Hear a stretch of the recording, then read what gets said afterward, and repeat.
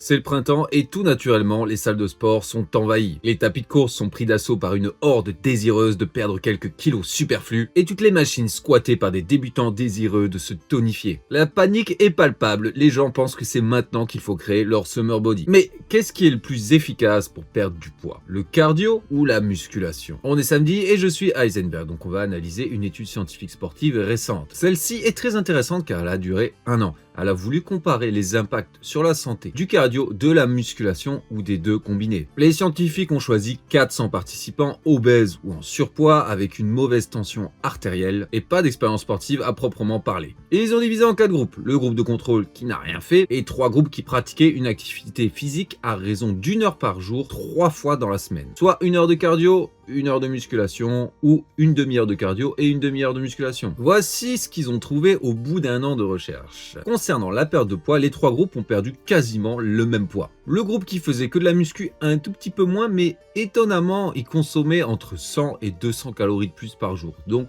peut-être que ça explique cela. Le groupe qui faisait que du cardio a perdu le plus de tours de taille. Mais les 2 autres groupes, en particulier celui de la muscu, ont gagné beaucoup plus de masse musculaire. Évidemment, les facteurs cardiovasculaires, tout ce qui est niveau santé, avait bien plus d'amélioration avec le groupe cardio. Tandis que pour la force, c'est l'inverse. Ceux qui n'ont fait que de la muscu ont vu leur force à la leg press augmenter le plus, puis ceux qui faisaient muscu et cardio, et enfin ceux qui faisaient que du cardio n'ont vu aucune amélioration de la leg press. Premier constat, contrairement à la sagesse populaire, la musculation est tout aussi efficace que le cardio pour perdre du gras. Et oui, première chose qu'on dit à une personne quand elle veut perdre du poids, c'est d'aller courir, tout simplement. Et c'est vrai, le cardio dépense beaucoup de calories. Alors évidemment qu'une minute de squat va dépenser beaucoup plus de calories qu'une minute de jogging, mais l'intérêt du cardio justement, c'est qu'on peut en faire sur des longues durées. 30 minutes, 40, 1 heure, 2 heures, 3 heures parfois pour les plus hauts niveaux. Et pour vous donner mon exemple personnel, à l'époque où j'avais encore des genoux, j'étais pas un mauvais coureur malgré mes 90 kilos et quelques. En 1 heure, je pouvais dépenser quasiment 900 calories. En 1 heure de muscu, vous pouvez rêver pour que j'en dépense autant. Mais alors pourquoi ceux qui ne faisaient que de la muscu ont-ils perdu autant de poids? Tout d'abord, il y a l'époque, l'excess post-oxygen consumption. You can't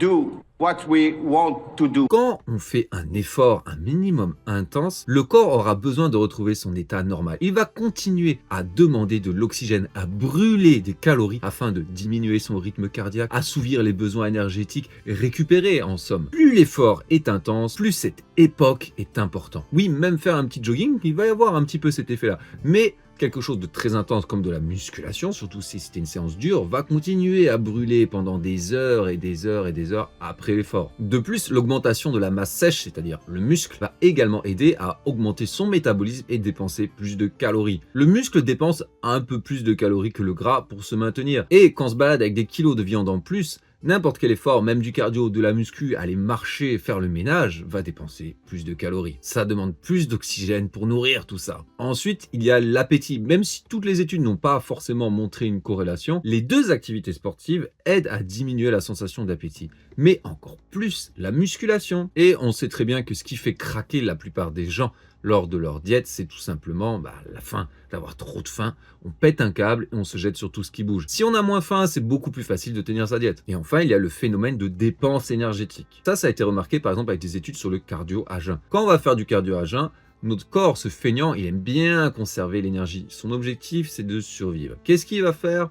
Il aura tendance à moins vouloir dépenser de calories le reste de la journée. Il va vouloir s'économiser. Il n'aura pas envie de parler avec les mains comme moi là maintenant. Il va rester allongé sur le canapé, pas trop marcher. Oh, j'ai la flemme. Cet effet est beaucoup moins important avec la musculation. Le corps sera moins réticent à quand même se bouger et dépenser des calories. Ces effets n'auront peut-être pas tant d'impact sur quelqu'un de très entraîné ou discipliné, mais sur une population normale, c'est très important. Bon, alors que faire si on veut être en forme pour l'été? Mon conseil personnel, ça serait de faire ce que vous préférez. Et oui, peu importe que ce soit du cardio, n'importe quel type de cardio, si c'est de la marche, de la course, de la nage, du crossfit, ça c'est entre les deux, mais vous avez compris. Ou si c'est de la musculation, si c'est du volley, si c'est du foot, je m'en fiche. Faites ce que vous préférez. De cette manière, vous vous assurez de déjà avoir du plaisir. La vie, c'est fait quand même pour profiter un minimum. Ensuite, de ne pas louper de séance et d'encore plus vous entraîner avec de l'intensité. Vous allez y donner du cœur à l'ouvrage et dépenser encore plus de calories et avoir encore plus de résultats. Ensuite, si rien ne vous attire particulièrement, personnellement, je vous recommanderais la musculation. Déjà, pour des raisons d'esthétisme. Vous savez de quoi je parle? Les abdos bien tracés, les épaules larges,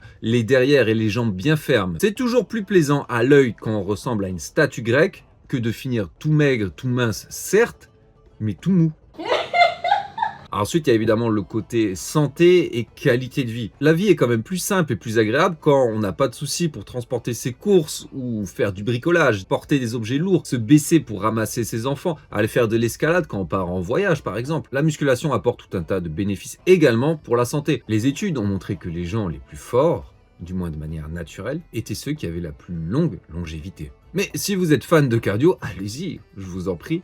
Allez-y. Celui-ci apporte également son lot de bénéfices en plus de la santé cardiovasculaire. Vous avez par exemple des meilleures capacités de récupération et de travail. Si vous avez passé une courte nuit par exemple, vous serez moins fatigué le lendemain. En bref, tant que vous faites du sport, ça me va. Mais que faire si vous voulez avoir la meilleure forme physique, esthétique possible? Dans ce cas, ça serait une combinaison des deux. Qui sont les personnes qui ont les meilleurs physiques? En tout cas, qui essayent d'avoir les meilleurs physiques, ce sont les bodybuilders. Pas besoin d'études super folles pour comprendre que ce qu'ils font, c'est ce qui va marcher le mieux. Tout d'abord, la priorité à la musculation, évidemment, afin de construire du muscle, créer un corps esthétique et plaisant à l'œil. Et ensuite, de dépenser des calories. Ça peut être de la manière que vous voulez, aller marcher, compter vos pas ou rajouter du cardio sur vos jours off, en fin de séance, peu importe. Le beurre et l'argent du beurre pour avoir le gros cul de la crémière. Car la musculation toute seule, en comptant juste sur sa diète, et si vous ne dépensez aucune calorie, par exemple vous restez assis sur votre chaise toute la journée, vous êtes sédentaire à part votre séance de muscu, ça sera pas ouf niveau physique non plus. Enfin, ça sera moins bien. Certains bodybuilders ont pu en faire les frais, comme moi-même, ou par exemple Red Skull Training, qui pour une compétition était descendu à 1900 calories alors qu'il fait au moins 120 kg de muscles, mais il ne pouvait pas faire de cardio à ce moment-là. Sur scène, il était moins bien physiquement, ses muscles étaient moins remplis, il avait un moins beau aspect, sans compter que niveau énergie, c'était pas ça. L'année d'après, il a rectifié le tir en ayant plus de calories et en dépensant plus à travers du cardio, en plus de la musculation. Pourquoi? Ça vous laisse tout simplement plus de place dans votre diète pour avoir plus de minéraux, de vitamines et de bonnes choses pour être en bonne santé et avoir des bons gros muscles. Bon, qu'est-ce qu'il faut retenir si vous voulez être en forme cet été et perdre du poids?